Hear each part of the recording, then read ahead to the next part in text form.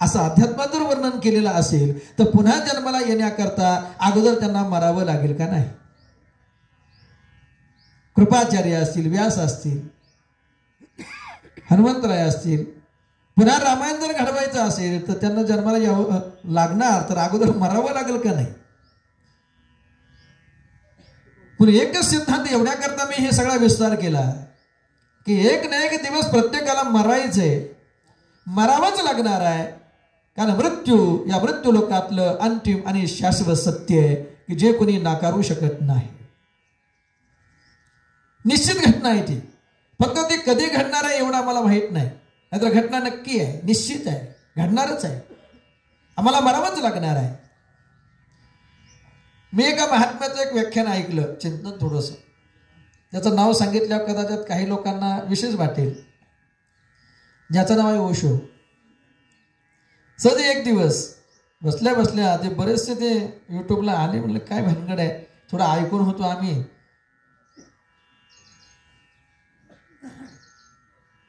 अगदी एवढं सुंदर चिंतन मृत्यूबद्दल त्यांनी मांडलंय. मला सगळं इथं आठवणार नाही, मी फक्त एकदा ऐकलं ओझरचं, पण ऐका कधी. तो म्हणतो जी घटना नक्की आहे, शाश्वत आहे, घडणारी आहे, त्या गोष्टीसाठी आम्ही कधी तयारी केली काय? आम्हाला घर बांधायचंय, 10 वर्ष आधीपासून तयारी आहे, धनाचा संचय आहे, नाही पुरलं तर आम्ही प्रयत्न करतो कुठून लोन भेटतंय काय. अनेकांना विचारतो, अरे ही बँक लोन करेल का, ती बँक लोन करेल का, कमी टक्केवारीत कर्ज मिळालं पाहिजे, घराचं काम करायचे, परत परत होणार नाही, एकदाच. अगोदरपासून तयारी असते.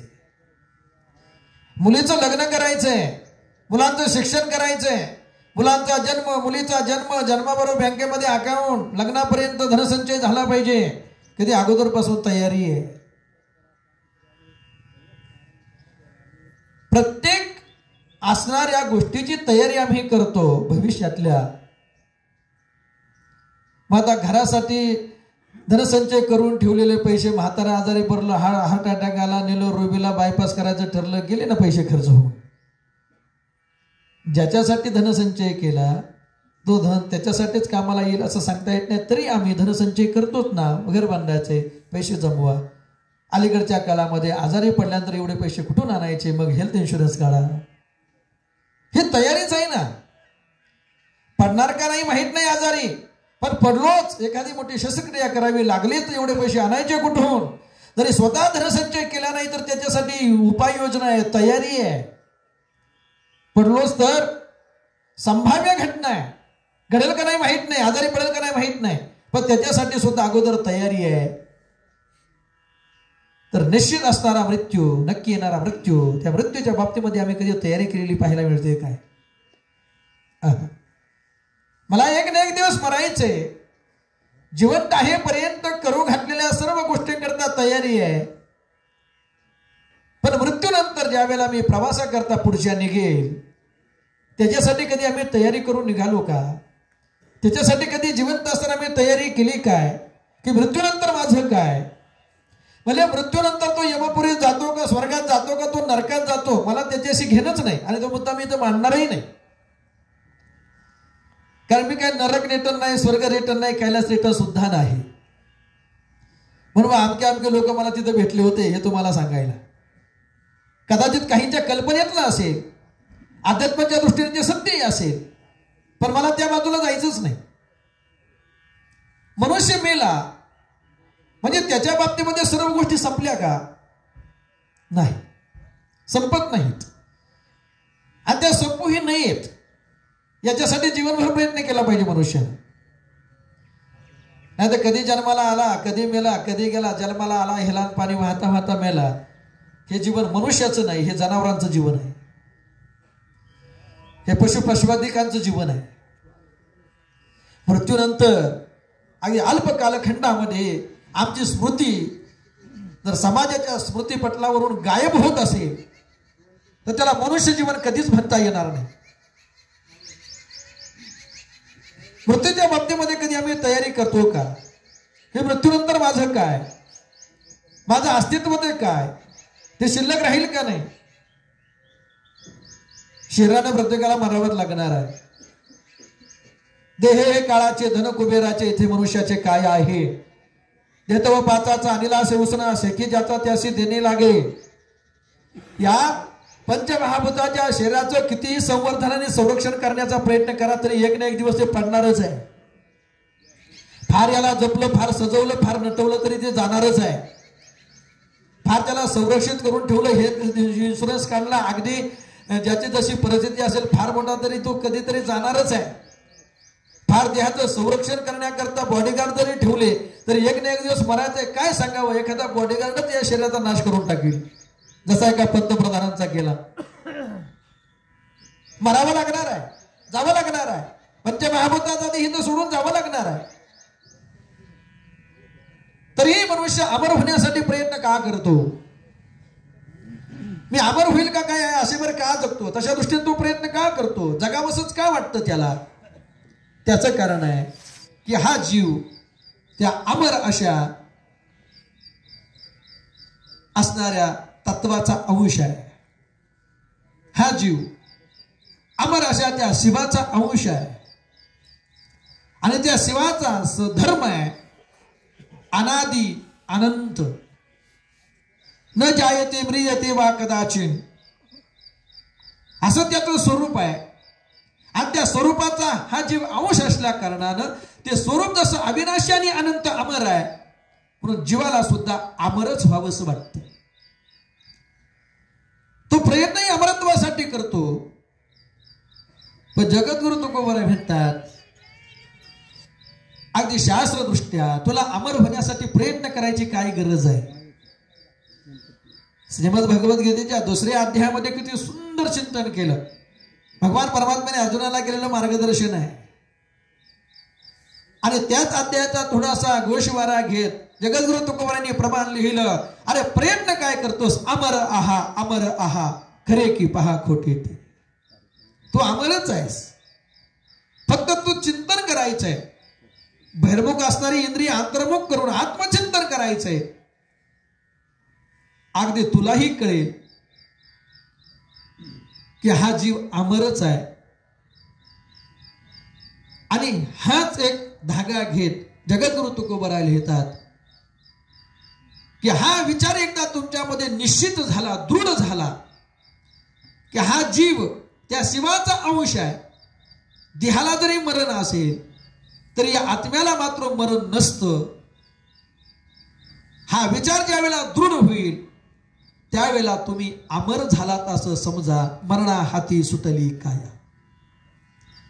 हा विचार ज्या वेळेला दृढ होईल, हा जीव त्या शिवाचा अंश आहे ही भावना ज्या वेळेला दृढ होईल त्यावेळेला पुन्हा पुन्हा या शरीर रूपानं जन्माला येऊन या शरीराला जे मरण प्राप्त होणार आहे ही असणारी हे चक्र खंडित होऊन पुन्हा पुन्हा मरण्यापासून ही काया सुटून जाईल. मरणा हाती सुटली काया या विचारानिश्चित मरावं लागणार आहे. मरायचंच, मरावंच लागणार आहे. सत्ता संपत्ती वशिला इथं उपयोगाचा ठरत नाही.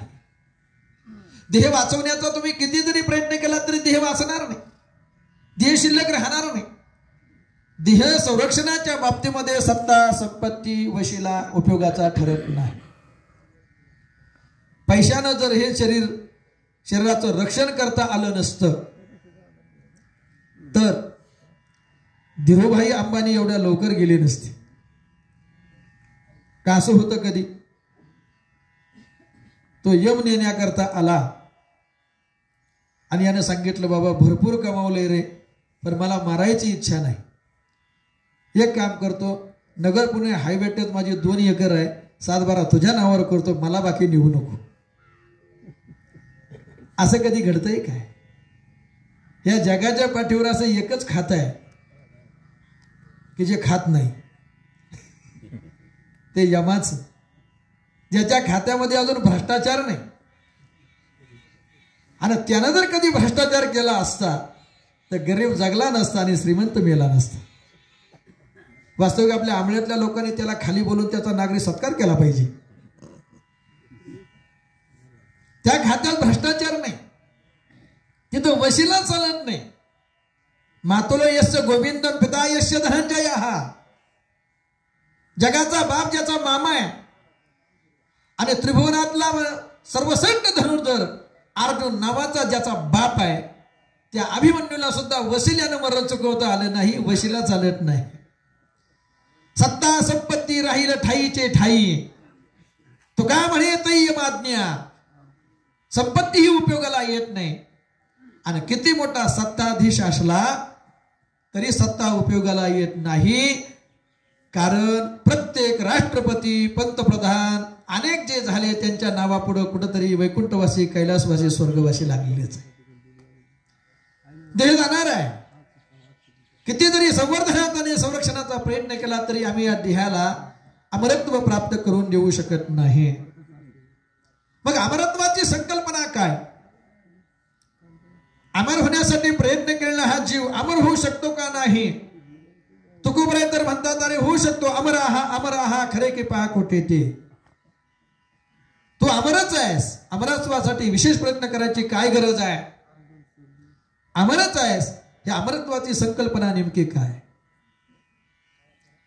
अमरत्वाची संकल्पना हीच आहे की ज्या देहाचं नाव घेऊन हा जीव व्हायचं आणि आला, जन्माला आला, या देहरूपी घरामध्ये राहिला, या देह संबंधानं त्याला जे नाव दिलं गेलं, माझं नाव ज्ञानेश्वर रासकर आहे, तुमचं नाव जे असेल ते, या देहाच्या नावानं त्या जीवाच्या अंशाला जे संबोधित केलं गेलं, हा देह पडणार आहे. पण या देहाच्या माध्यमातून जे कार्य कर्तृत्व, जन्म ते मृत्यू मधला कालखंड ज्याला जीवन आम्ही म्हणतो, या जीवनामध्ये त्यानं केलं, त्या कार्य कर्तृत्वाच्या रूपानं पाठीमागं शिल्लक राहणं, याचंच नाव आहे अमरत्व प्राप्त करून घेणं. तुकोबारायांचं एकच प्रमाण सांगतो, तुका म्हणे एका मरणेची सरे आणि उत्तमती उरे कीर्ती मागे, याला अमरत्व प्राप्त करून घेणं म्हणतात. देहरूपानं आम्ही जाणार आहोत, पण या देहाला जे नाव मिळालं आणि या देहाच्या माध्यमातून जो लौकिक आम्ही मिळवला आणि आमच्या मृत्यूनंतर तो जगाच्या पटवर सत्कीर्तीच्या रूपाने शिल्लक राहिला, खऱ्या अर्थानं हे अमरत्व प्राप्त करून घेणं असं म्हणतात. अगणित राजे या भारतवर्षामध्ये होऊन गेले, पण सगळ्याच राजांची नावं आपल्याला माहीत आहेत का? नाही. फक्त एक दोन राजे तुम्हाला सांगतो. पण या भारतातला अशी एखादी व्यक्ती मला दाखवा की ज्याला पृथ्वीराज चौहान याचं नाव माहीत नाही, सम्राट अशोकाचं नाव ज्याला माहीत नाही, किंवा भारताच्या इतिहासामध्ये छत्रपती शिवरायांचं नाव ज्याला माहीत नाही. सापडतील काही अंश असतीलही, मी नाही म्हणत नाही. ज्यांना आपण जन्माला कुठं आलो आणि कशाला आलो हेच कळत नसेल त्यांना नसेल माहिती. पण ही नावं अज्ञात आहेत काय? तर नाही. आज या मंडळीचं नाव जरी घेतलं तरी मराठीमध्ये एक वेगळं कॅरेक्टर आपल्या डोळ्यासमोर उभं राहतं. त्याला इंग्रजीत काय म्हणतात माहित नाही. एक वेगळी आकृती आपल्या नजरेसमोर उभी राहते. पृथ्वीराज चव्हाणचं जर नाव घेतलं तर अगदी अंदाजानं शरसंधान करण्याची कला जी त्याच्यामध्ये होती ती आपल्या नजरेसमोर उभी राहते. अगदी शेवटी तो पकडला गेला वगैरे सगळा इतिहास मला इथं सांगायचं नाही. नाहीतरी आपली परंपराच आहे कोराडीचा दांडान गोतास काळ, आणि त्यामुळे आपण अजूनही ते आहेच आहे, नाही अशातला काय भाग नाही. सम्राट अशोकाचं नाव घेतलं त्या मला चक्र आठवतं. कुठलं? तिरंगी ध्वजावर जे चक्र आहे आपल्या तिरंग्यावरती. छत्रपती शिवराय समोर आले की कार्यकर्तृत्वाचा आलेख एका क्षणात आपल्या डोळ्यासमोरून तरळून जातो. याला अमरत्व होणं असं म्हणतात. मृत्यूच्या माध्यमातून पंचमहाभूताचा देह जरी पडला तरी सत्कीर्तीच्या रूपानं जनमानसामध्ये शिल्लक राहणं, याला अमरत्व प्राप्त करून घेणं असं म्हणतात. आणि हे तुकोबराय म्हणतात, मरणा हाती सुटली काया या विचारानिश्चय. एक गोष्ट मी कदाचित मागे सांगितली असेल. आम्ही गेलो तरी सत्कीर्तीच्या रूपानं शिल्लक राहणं हे अमरत्व प्राप्त करून घेणं म्हणतात. आणि याच्याकरता आयुष्यातली 1, 2, 3, 4, 10, 5 वर्ष नाही, संपूर्ण आयुष्य आम्हाला या मृत्यूच्या एका घटनेकरता आयुष्यभर तशी शिदोरी गोळा करून ठेवावी लागते. हे वर्षा 2 वर्षात जमा करून ठेवणारी जमापुंजी नाही, ही आयुष्यभराची जमापुंजी आहे. ती शेवटी आमच्या उपयोगाला येते. त्याला मरणासाठी जमा करून ठेवलेली शिदोरी म्हणतात. आयुष्यपणाला लागतं. आयुष्य जातो बुवा, हा शेवटचा क्षण साधणे हा करता. आयुष्य जातं. आयुष्य वर्षा 2 वर्षात 4-6 महिन्यात ते होत नसतंय. ते काय खिरापत आहे का उपसरपंच पद वाटायला? 6-6 महिन्याचा कालखंड सगळ्यांनाच मिळालं पाहिजे. खिरापतच येते आता सध्या. अरे 6 महिन्यात काय कामं करावी लोकांनी? 6-6 महिने राग नको कोणाला, सगळ्यांनाच पद मिळालं पाहिजे. काय अर्थ आहे? वाईट वाटेल थोडंसं आपल्याला. खरंच एखाद्यामध्ये कार्यकर्तृत्वाची तेवढी शक्ती आहे, 5 वर्ष देऊन टाकावीत. खरंच गावाचं कल्याण व्हावं असं वाटत असेल तर सगळं वाटून वाटून खाल्ल्यासारखं काय खायचंय त्याच्यात? गावाचा विकास महत्वाचा का पद महत्वाची आहेत? आणि पद महत्वाची असेल तर गावाचा भाका झाला म्हणून समजा. विकासाचा आणि आपली गाठभेटच होणार नाही. ह्या सगळ्या गोष्टी आहेत. कार्यकर्तृत्व कधी सिद्ध होईल? दीर्घकाळ जातो महाराज. 4-6 महिन्यात 8 महिन्यात होतं काय? मृत्यूच्या बाबतीमध्ये सुद्धा तेच आहे. अगदी सत्कृत्य रूपाने तुम्हाला शिल्लक राहावंसं वाटत असेल, अमरत्व प्राप्त करून घ्यावं लागत असेल तर आयुष्यपणाला लावावं लागतं महाराज. आयुष्यपणाला लावावं लागतं. अगदी याला मृत्यूला जिंकणं म्हणतात. याला मृत्यूला जिंकणं म्हणतात. अगदी दांडेकर मामांचं एक वाक्य आहे, तुम्हाला अमर व्हायचं जर असं वाटत असेल तर जीवन जगत असताना तुम्हाला मृत्यूला जिंकावं लागतंय. याला मृत्यूला जिंकणं असं म्हणतात. तिकडचा विधी उरकला म्हणजे असं लांबवणं योग्य होणार नाही. पण थोडीशी संगती लावतो अगदी 2 मिनिटांमध्ये आणि माझ्या सेवेला मी विराम देणार आहे. सत्कीर्तीच्या रूपानं जगाच्या पाठीवर शिल्लक राहणं याला अमरत्व प्राप्त करून घेणं म्हणतात. पण अलौकिक सत्कीर्ती सगळ्यांच्याच बाबतीमध्ये साध्य होईल असं नाही. पण किमान आम्ही मेल्यानंतर लोकांनी हा माणूस चांगला होता एवढं तरी म्हणावं, याला अमरत्व प्राप्त करून घेणं म्हणतात. एक गोष्ट मी पाठीमागं सांगितली होती कधीतरी, की गावातली एक व्यक्ती गेली आणि अंत्ययात्रा सुरू झाली. एक संन्यासी समोरून येतोय. अंत्ययात्रा आडवी जाणं संन्याशाला अपशकुन असतो. मग संन्याशाने इकडं तिकडं बघितलं. बोळ लहान होती, छोटीशी. जायचं कुठं, लपायचं कुठं? एका घराचा दरवाजा उघडा दिसला. तो गपकन त्या घरामध्ये शिरला. आणि घरामध्ये शिरल्यानंतर त्याच्या लक्षात आलं की ज्या घरात मी शिरलोय ते घर एका वेश्येच आहे. पण आता पर्याय नव्हता. तो तसाच दरवाजाच्या आड लपून राहिला. बाहेर गडबड कानावर पडली म्हणून त्या वेश्येनं आपल्या दासीला सांगितलं, ए कसली गडबड आहे ग? तिने सांगितलं, मालकीनबाई कोणीतरी मेलय गावात आणि ती अंत्ययात्रा चालू आहे. ती म्हणली, जा जा पण बघून ये, हा माणूस स्वर्गात गेला का नरकात गेला? संन्याशाला आश्चर्य वाटलं. ज्या गोष्टीच्या प्राप्तीकरता सगळं सोडून अरण्यात येऊन तपश्चर्या करतो, फक्त मधुकरी भिक्षा मागण्याकरता गावात सगळ्याचा त्याग केलाय मी. हे सुख का सांडोनिया कासा या वनसेवीती, सगळं सुख सोडून भौतिक इथं येऊन थांबलो अरण्यात. सद्गती प्राप्त व्हावी, पण ज्या सद्गती करता मी प्रार्थना करतोय, मी स्वर्गात जाईल का नरकात माझं मलाच कळत नाही. आणि व्यवसाय व्यवसाय करणारी बाई आणि आपल्या दासीला सांगते, जा पळत बघून ये, हा माणूस स्वर्गात गेला का नरकात? ती जाऊन आली माघारी पळतच आणि तिने सांगितलं, मालकीनबाई हा मेलेला माणूस स्वर्गात गेला. अंत्ययात्रा निघून गेली. संन्याशाला विशेष वाटलं आणि संन्याशी आला, हात जोडले त्याला. माऊली तुम्ही कोण आहात हे वेगळं सांगायची गरज नाही, पण आयुष्यभर साधना करून माझ्या बाबतीतच काय घडेल हे माझं मलाच कळत नाही. आता मी गावातली व्यक्ती मेल्यानंतर हा माणूस स्वर्गात गेला का नरकात हे कळतं कसं तुम्हाला? अशी कोणती साधना केली तुम्ही म्हणून हे फळ प्राप्त झालं? तिने सांगितलं, महाराज याच्यासाठी साधना करायची काय गरज आहे? मग कळतं कसं? ती म्हणली, काही नाही, गावातली एखादी व्यक्ती मेली गेली आणि अंत्ययात्रा निघाली की मी माझ्या दासीला सांगते जा पळत बघून ये. मग ही मी पाठवलेली दासी प्रेत यात्रेबरोबर चालत असताना सगळ्या शेवटी एक 10-15 जणांचं टोळकं चाललेलं असतं. त्या टोळक्याबरोबर चालते. माणूस जर चांगला असेल तर हे टोळकं मेलेल्या माणसाबद्दल चर्चा करत चालतं. मेलेली व्यक्ती जर चांगले वर्तन करून चांगलं वागून जर गेलेली असेल लोक म्हणतात अरे वाईट झालं रे, माणूस चांगला होता, गावात चांगल्या विचारांची पोकळ निर्माण झाली, असं लोक खेदानं बोलत असतील तर समजायचं हा माणूस स्वर्गात गेला.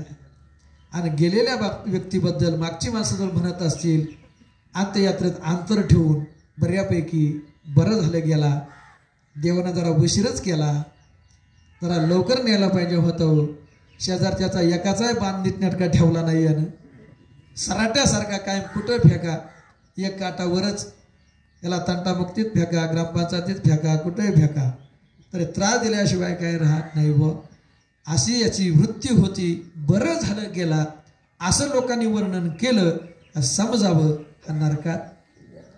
मग आपल्याला स्वर्गात जायचं का नरकात? सरपंच मला सांगा, 6 महिन्यातून वर्षात ते शक्य आहे का? आयुष्यपणाला लावावं लागतं महाराज. हे चांगुलपणाच्या 2 गोष्टी आपल्याबद्दल लोकांनी मृत्यूनंतर बोलण्यासाठी आयुष्यपणाला लावावं लागतं. त्यावेळेला आमच्या मृत्यूनंतर लोकांच्या मुखात आमच्याबद्दल चांगले उद्गार येतात. सहजासहजी नाही. यालाच मृत्यूनंतर जी शिदोरी उपयोगाची आहे, ही शिदोरी मिळवण्याकरता आयुष्य व्यतीत करावं लागतं. आणि यालाच अमर होणं असं म्हणतात. अमरत्वाची वेगळी संकल्पना मला तरी म्हणता येणार नाही. देह कधी अमर होतच नाही, कारण हा नाशिवंतच आहे. पण या देहाला जे नाव घेऊन आम्ही जन्माला आलो, मृत्यूनंतर आम्ही सत्कीर्तीच्या रूपानं जगाच्या पाठीवर शिल्लक राहत. याला अमरत्व प्राप्त करून घेणं म्हणतात. एक 2 वाक्यात संगती लावतो थोडीशी आणि माझ्या सेवेला विराम देतो. अगदी 1-2 मिनिटं फक्त माझ्याकडे बघा. आता ह्या 2 वाक्य आपल्यासाठी मुद्दाम सांगतो. गिरमकर साहेब, गावामध्ये चांगल्या प्रवृत्तीची जर मुलं असतील आणि अनोळखी आहेत, पण जुन्या काळात बघा दादा, लोक संगती लावायचे त्या मुलाच्या स्वभावावरून, त्याचं बोलणं वागणं, ज्येष्ठांना दिलेला आदर. लोक विचारायचे कोणाचं पोरग आहे रे दादा? ते आमच्या वाटलंच, मला वाटलंच. ज्या अर्थी एवढे चांगले संस्कार याच्यामध्ये आहेत, त्या अर्थी वाटलंच ते पोरग त्याच घरातलं असलं पाहिजे. माणसं गेल्यानंतर सुद्धा संस्काराच्या रूपाने जिवंत राहणं, याला अमरत्व प्राप्त करून घेणं म्हणतात. आता दुसऱ्या अँगलनं बोलत नाही. बोलण्यासारखे खूप अशा ऐकलेल्या गोष्टी आहेत, पण बोलत नाहीत. आपण म्हणतो ना, संस्कार करून होत नाहीत, ते रक्तात असावे लागतात, ते पिढी जात येतात, हे नक्की आहे. एका पिढीत संस्कार करून बदल होत नसतो. पिढ्यानपिढ्या ते संस्कार पुढे चालत आलेले असावे लागतात. आणि संस्कारांच्या रूपानं, उत्तम संस्काराच्या रूपानं पुढच्या पिढीत